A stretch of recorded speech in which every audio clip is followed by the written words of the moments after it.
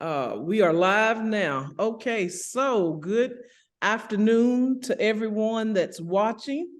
And I know some of you will be watching later, but we are excited to be with you on today. I have my co-worker Osiris Bali, who is the equity coordinator for Osiris, I messed your title up. My name is Osiris Bali. I'm the racial equity coordinator for the Arkansas Public Policy Panel. Thank you. And Sharma, introduce yourself. I am co-chair of Arkansas Citizens First Congress. So mostly I do what Chimera and Osiris tell me to. Oh, come on now, Sharma. Thank you for your leadership in that role. So my colleagues and I are here today. We want to spend the next 25, 30 minutes talking about the legislative session, specifically our legislative issue areas. We have, before we do that, I just kind of want to ask us maybe how we felt about the session. Just kind of a brief overall, and this is just your personal feeling. So, I don't know how much positive we can give, but I felt disappointed that we didn't get to a lot of our priorities, a lot of our CFC priorities, because the legislature took so much time with the education package, and then they took so much time with the prison package, I guess we would call it. Okay, and so a lot of our things, got filed very, very late, and they never even got a hearing. And these were important issues, not just to us, but to all Arkansans. And so I was a little disappointed about that. And I know that some have been sent to interim committee and will continue to be considered. And I think maybe some of them will stay on our list of priorities, although that is up to the next CFC conventions. But that's kind of how I felt about things. I thought, well, when are we going to get to the things that impact Arkansans, especially in the areas of like juvenile criminal justice system and other things that impact low wealth communities? Thank you, Sharma, for that. Osiris, what was your overall feeling about the legislative session? It was a grueling Arkansas legislative session. Very exhausted after just keeping up with so much that was going on. I felt like as Citizens First Congress, it was another year of playing a lot of defense against a lot of bad bills that had been filed. The spirit of the session just kind of gave off the vibe that we don't care what our constituents say. We're going to pass bills without listening to you. We're going to basically got an agenda. We're going to stick to it. I just think about those 3 bills that were spearheaded by the governor's team, hundreds of pages of information that people couldn't really get an opportunity to digest and dissect before it was thrown into committee, and we were kind of just left to speak for the people and really try to analyze big bills that included so much that we really didn't have an opportunity, like I said, to give public education on it, even though that's not our job.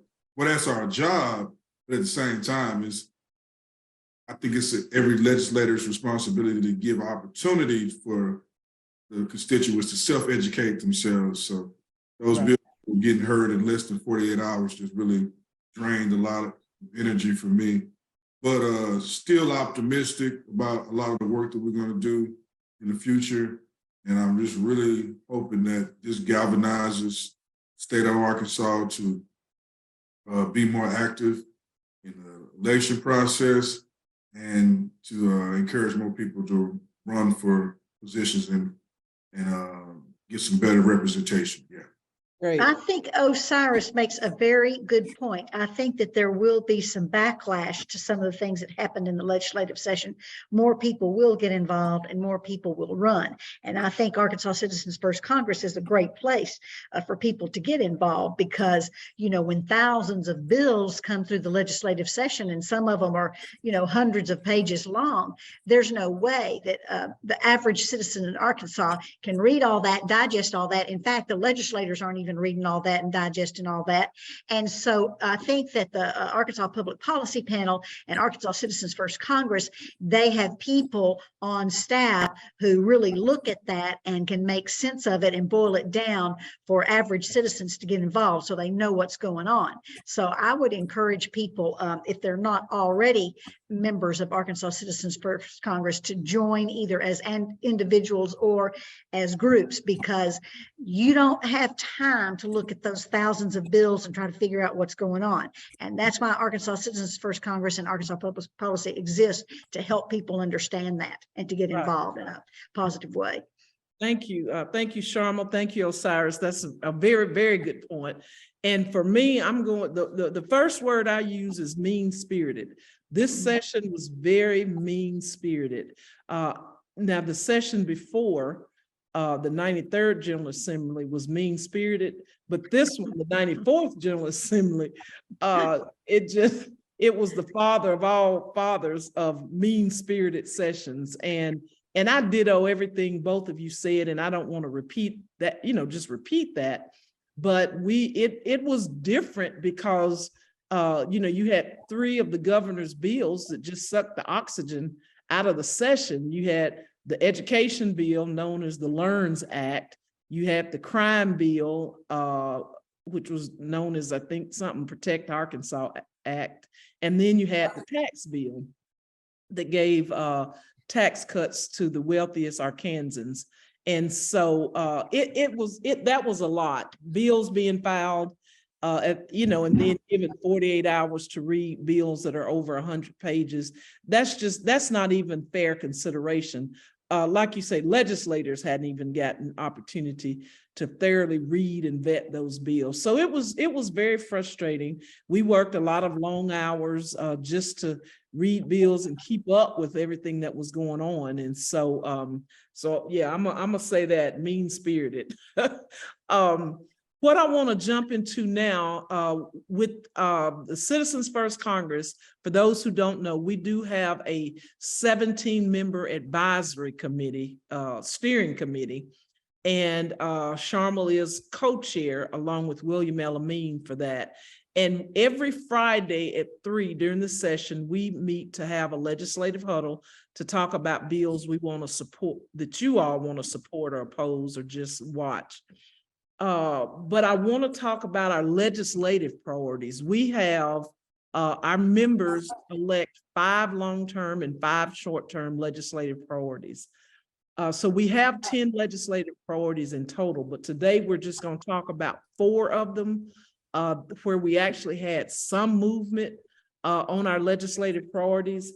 One of our short-term priorities, I'm going to ask Osiris to share a little bit about it. It was to end the genocide of the Uyghur people by increasing awareness of the issues through education and legislation. So I'm gonna let Osiris share a little bit about this. And this group is a new group to the Citizens First Congress. And the whole group are high school, juniors and seniors. So we were really impressed by their advocacy. So Osiris, tell us a little bit about that resolution that was passed.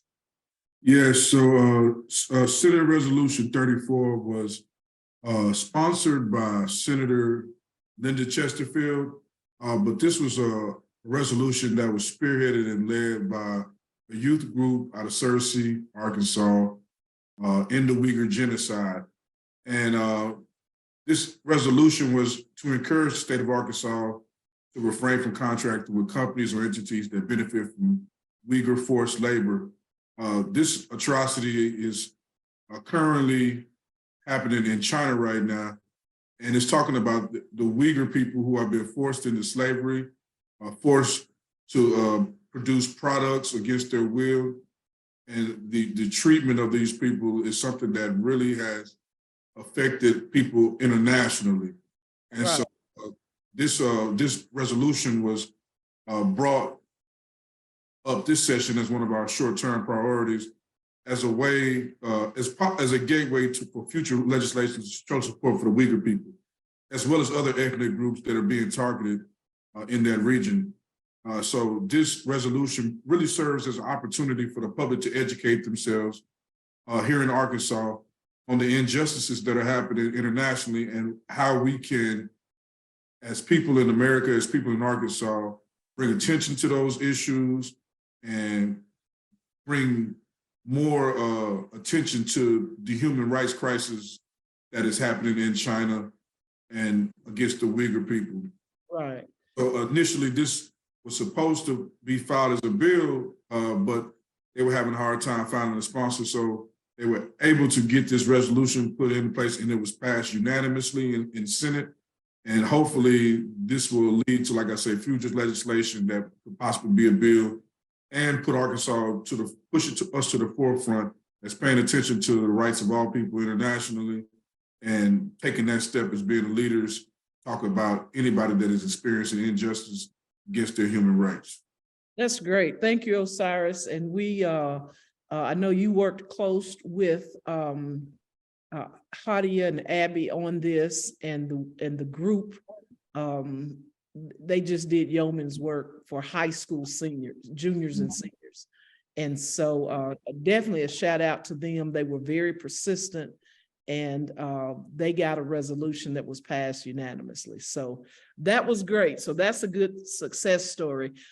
We have one other short-term priority that had some action in the, didn't have a lot of action, but it's to improve public health and economic opportunity in food deserts by increasing access to affordable, healthy fruits and vegetables in retail food outlets. Sharma, this was known as the Healthy Food Retail Act. Like I said, this was brought to us. This was one of our short-term priorities. You want to share a little bit about what happened with that? So it was introduced as a House Bill 1645 by Representative Tippy McCullough, and it became known as the Arkansas Healthy Food Retail Act of 2023. It wasn't filed until March the 15th, again, close to the end of the session. So as far as I know, there was never a hearing about it, but it was filed in the House Agriculture, Forestry, and Economic Development Committee, and it has been referred for an interim study, which means it will be considered between now and the next legislative session, the regular session, 2 years from now. So the group working on that feels positive about that. The good thing is a lot of different representatives from different food entities came together to form this coalition to kind of work together on this piece of legislation. And it was really to provide financial incentives for healthy food retailers in underserved communities that we know of as food deserts. So a food desert is a place where people have a lot of access to unhealthy food, like corner stores with potato chips and Coca-Colas, but they don't have a lot of access, sometimes any access to healthy, fresh, nutritious food, like fresh vegetables and fruits. They don't have a local grocery store. They may not have a vehicle that will get them to a local grocery store. It may be miles away. So we call those low access food deserts. And as you can imagine, they're most often located in low wealth areas where people already have a higher rate of health disparities that are caused by a lack of access to healthy foods, like they have a higher rate of diabetes, a higher rate of obesity, a higher rate of heart disease. And so, you know, it's just, we just feel like that, it is our moral obligation, Right. to provide people in these areas with access to healthy food. The United States of America, and Arkansas in particular, has plenty of healthy food. It's just a matter of getting it into the areas so that people have access to it. So I think that this definitely it will continue to be an issue for people in Arkansas. So I think it will continue to be one of our priorities for Citizens First Congress. I don't know that for sure, but it's something that I hope we continue to look at. And I know that many food-related agencies are looking at it. So it's not just about having canned soup at the grocery store. It's also about having some Arkansas apples, some Arkansas grown squash, some Arkansas tomatoes, things like that, that also, benefit our local farmers economically. Right. So that's what that was about. Yeah. Okay.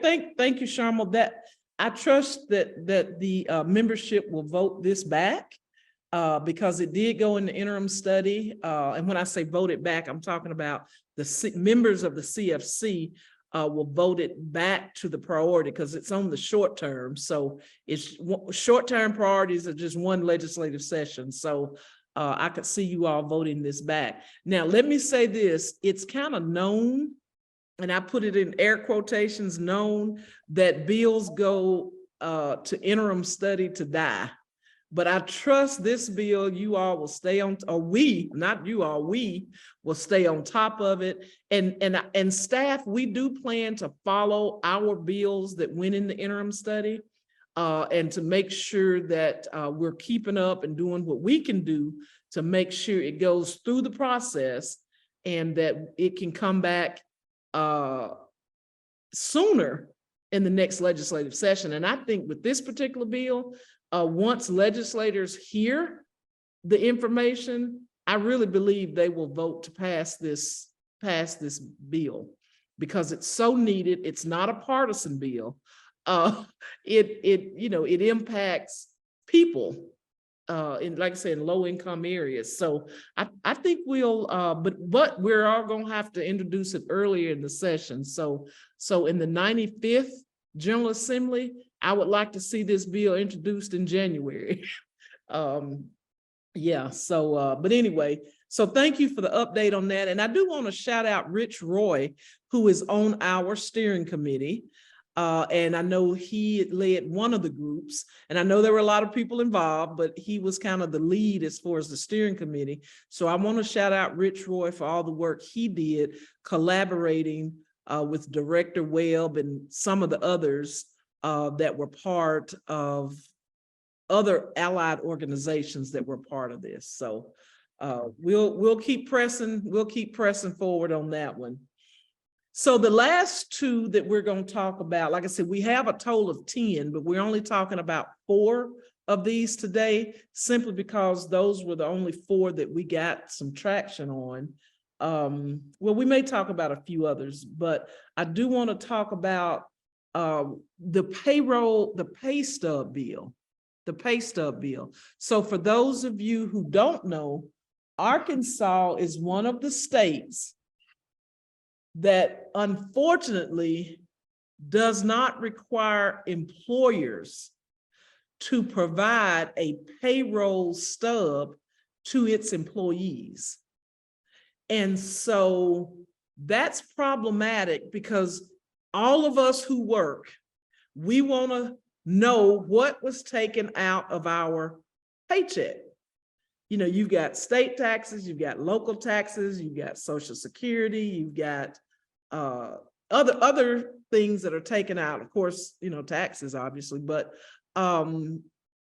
we know that there are some areas and some employers in the state, especially factories, who do not provide this, and employees are just uncertain. And so something as simple as that, we shouldn't have to fight, but we are. And so here's one thing that I can say.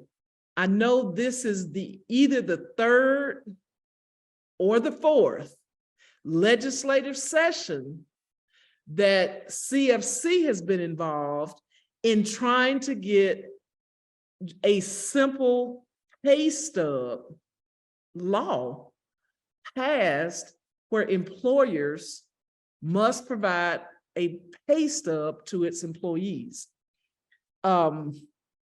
Greg Leding has sponsored this, has filed this.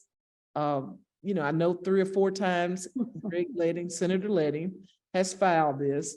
I do want to shout out Shelley in Northwest Arkansas. I call her Shelley B. I can't say her last name, but I want to shout her out for the work she has done, she and Michael, for the work they have done in kind of leading the charge on this. Sharma, do you have anything to add to that? Only that as long as I've been alive, I think this has been an issue. So I just can't understand what the resistance is. It has to be something evil, because why wouldn't you Right. provide your employees with a pay stub so that they know, what they got paid and what was deducted, so that they'll know that some money is going in for their Social Security and their taxes. I can't understand what the resistance is, but I'm sure that there's something evil behind it. We've been working on this for so long. For a long time. Osiris, you have anything to add to that? I mean, I agree. This is just, to me, common sense legislation that we need in the state of Arkansas. Everybody should have a right to understand what they're being paid and what taxes are being taken out of their checks. And, just as a way to, understand their, just be financially independent. And so I'll say this right here in regards to this bill. I think that this bill definitely will have a great chance to get passed next session with some advocacy, especially considering the fact that we're allowing kids under 16 to work without their parents' permission and parental consent or work permits or whatever. After that bill goes into effect in the law this year, because we have to protect our children. We need to protect ourselves too as well. But I think everybody should have the right to understand what hours they work, what they're getting paid. And I think employers should be held accountable and responsible for telling their employees, giving them an accurate understanding of what their work week looks like financially. Right, right. And Osiris, you mentioned a good point, because there was a bill that was signed into law this session that weakens the laws for parental engagement into their children working, which is very contradictory to other bills they passed, like the social media bill, where you got to get your parents' permission to go on social media, but the hypocrisy of it, right?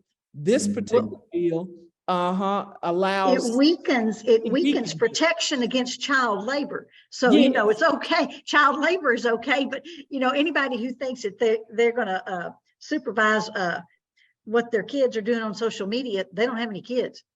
Right, exactly. Oh, you can't supervise that. Exactly.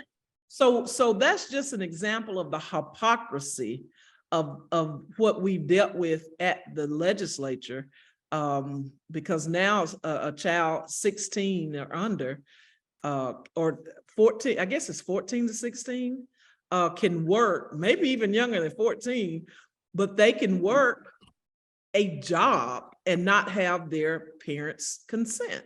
It's crazy. But the people who pass that have they won't cheap immigrant labor, I promise you. And so they found a workaround that benefits themselves, is what happened. It benefits their bottom line. But I tell you what, I believe in a principle: you reap what you sow. It's gonna come back on them. I promise you that. Because that bill was ill-willed, and it was definitely self-serving. It was self-serving. So anyway, we can move on to our last bill that we wanted to talk about. Let me say, if there are any questions, you all can put them in, type them in Facebook in the comments in Facebook. I know Ashton is paying attention to that and she'll let us know. So if you do have any comments or questions, put them in Facebook chat, comment rather. Now, this last bill to reform the criminal justice system and to create more rehabilitation pathways for juvenile and nonviolent offenders, reduce fines and fees that disproportionately impact the economic well-being of families of color and low-income families. So this is our other long-term priority that we saw a little action on, not as much as we would like, but I'll set it up, kind of frame this and turn it over to Osiris. Osiris and I both were part of a coalition, and the coalition was to eliminate juvenile fines and fees. And we've been a part of this coalition. Actually, Osiris served last legislative session as part of the coalition. I've joined the coalition this legislative session. And so this was a well-organized plan to file this bill, but we did have some hiccups, some disappointments and some hiccups in this. So Osiris, tell us what this bill was about. Yeah, so basically, late in the session, House Bill 1754 was filed to eliminate juvenile fines and fees. This was a bill that for the second year was filed with our support. It was sponsored by Grant Hodges. And basically, I think a lot of people don't understand that the juvenile justice system, similar to adult justice system, people when they are incarcerated, the youth, they have to be taken care of. They need transportation to court. They need their basic necessities to take care of themselves while they're in the lockup facility. And this is stuff that is not free to them. And so they get a lot of fees while they're incarcerated, await trial, and sometimes it's fees that get accrued for years. It was some great testimony given on this. A young man talked about his experiences with juvenile fines and fees and talked about the fact that during his time in youth lockup, he received over $6,000 in fees. And these fees not only had to be paid, but they damaged his relationship with his parents. Parents were working class people, and that $6,000 really put a strain on their relationship. We talked about how it took 10 years to repair the relationship because this was not something that they could just easily just go get to their bank account and just pay. It's something they had to work on a payment plan with, and it took a toll on them. And it took a toll on him as well. And so eliminating juvenile fines and fees, bill was basically set up to not have juveniles have this criminal justice debt, not have their parents be stuck in this system of criminal justice debt, and find other ways besides finances to basically ensure that a child could rehabilitate and, to hold parents responsible. So finding other avenues. And the bill was heard, but ultimately it was decided that the bill would be put in interim study because the word had kind of been got out that this bill would not pass in this committee that it was in, aging, youth, military, in that committee. Right. And so we did a lot of education on the reasons why we should eliminate juvenile fines and fees. Has, like I said, a great coalition of people from around the state, from Arkansas Criminal Justice, ACRJ, Arkansas Children and Families, Arkansas Advocates for Children and Families, NAACP. We were all a part of this coalition, and as well as other groups, to help get this bill passed, and it was ultimately put in interim study.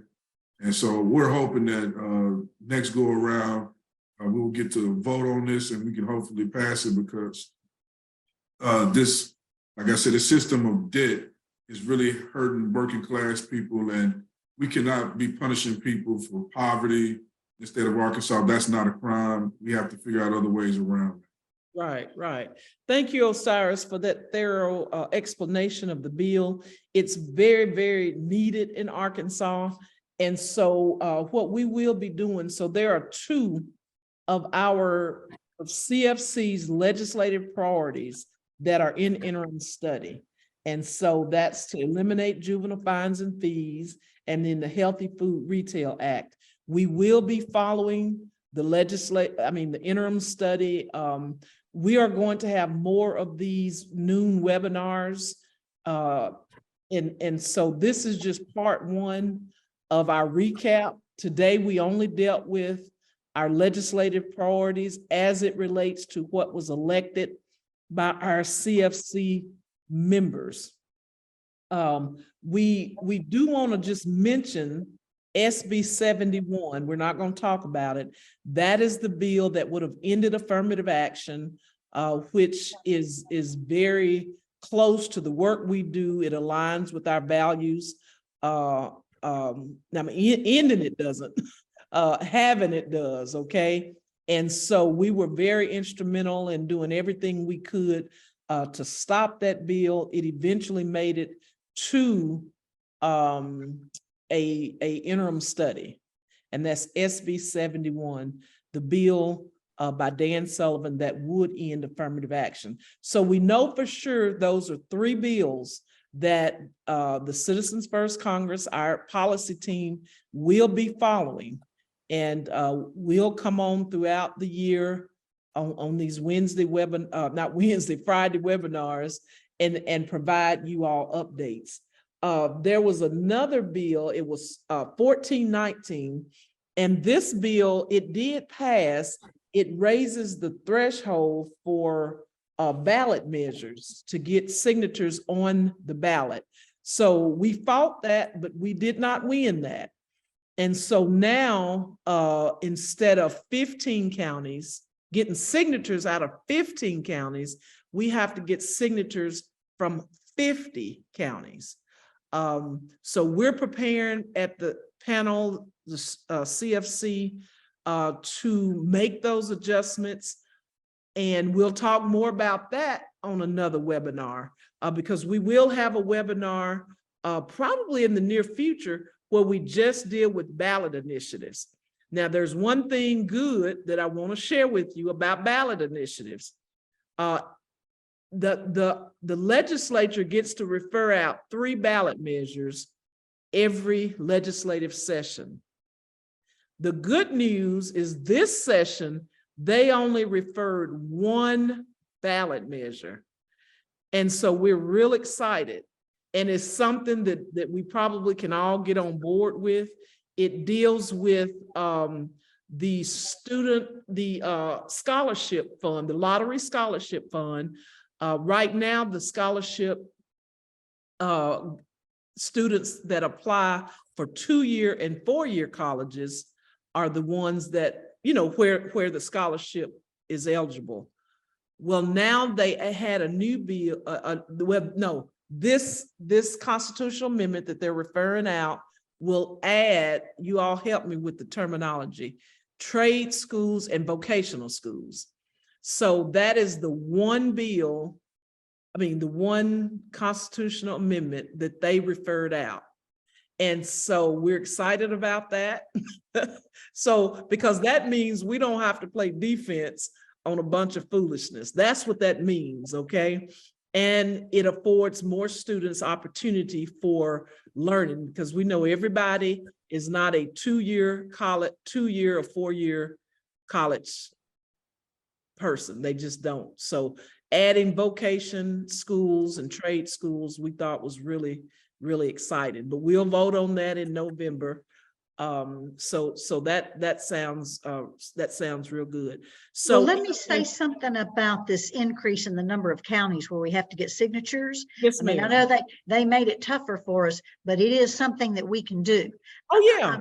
We'll have a plan to do that. And not only that, it will actually enable us to increase our organization, grow our organization as we get out into more counties to get signatures, just like they're going to have to do for the ballot initiative that they, recommended. As we get out into these 50 different counties to get signatures, our organization will grow. I firmly believe that. Yeah, Sharma, that's an excellent point. Yeah, it just made it more challenging, for local ordinary groups like ours to do it, but it can be done.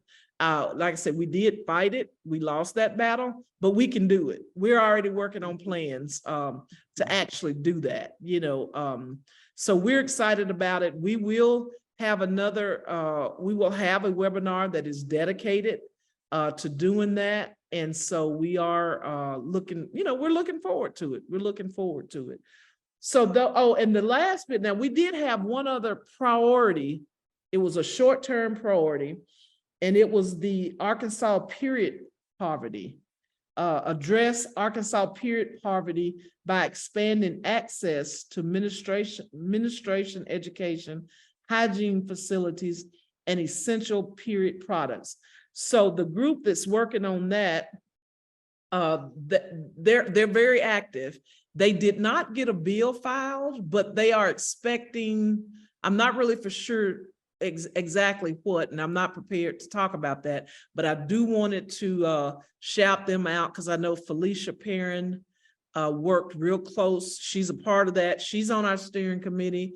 They did really some fabulous work, and they've doing a lot of education around that. And so their work has been really, really amazing.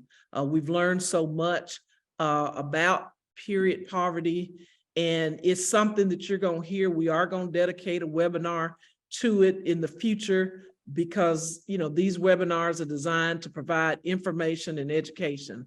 And so I'm certain they'll want to come on and do that. So anyway, can I say something about that? Yes, ma'am. Yes, ma'am. Okay. Regardless of what happened in the legislature, there are women's groups, and actually some men are involved too, but mostly women's groups around the state who are working on this issue and providing these products for girls who need them and don't have access to them. So this issue did not just disappear because the legislature didn't deal with it. I think that the work that the people on our steering committee did increased awareness about it. Right. And so more people are involved in that. And I think this issue will continue to come up. Right. Absolutely. Thank you, Sharma, for that. We have one question that came in from Anita Brown, and it says, does anyone have an update on the ballot initiative read the LEARNS legislation? We do not have an update today. We will be talking about. I have somewhat of an update. Oh, go ahead, Osiris. Go ahead, Osiris. Okay, so I believe she was referring to the referendum. Oh, yeah, the referendum. Yeah, go ahead, Osiris. Sorry about that. It's been led by the citizens of Arkansas Public Education and students that's long for CAPES. And basically what the group will be doing, we're trying to collect 55,000 signatures from 50 different counties to get this measure on the ballot for November of 2024. And so they'll be collecting those signatures. And once those signatures are certified, this is a veto referendum against the LEARNS Act.